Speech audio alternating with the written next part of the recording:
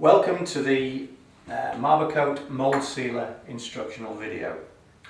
Effectively, once we've got the mould exactly how we want it, so that's the gloss that you want, clean, and it's been cleaned with mould cleaner, so it's been totally degreased. We come to the stage with the mould where we have to seal it, and this basically fills in any little micro porosity and fissures. This process is what we call a wipe on and spread process. So taking the top off our mould sealer, we wet the cloth. We don't want the cloth absolutely dripping. With all of these products, they moisture cure in atmosphere, so we have to keep the lid on. So using a cloth, we wipe over a wet film. Best to do about half a square metre at a time.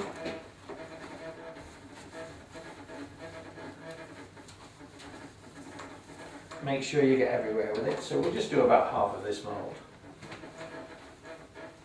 Now after a few seconds you'll see the edges of the wet film starting to separate. At this stage take a second dry cloth, and with finger pressure only, really just enough to move it across the mould without actually pressing it.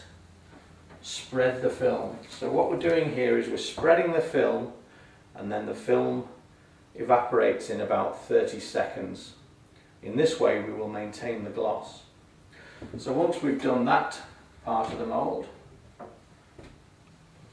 we'll move on to the second part. So again, off the cloth, not dripping.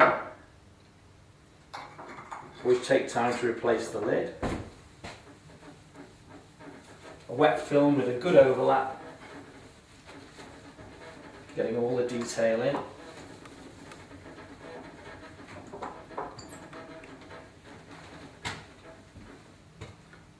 After a few seconds that starts to separate, so again taking our second dry cloth, just move that gently over the wet film.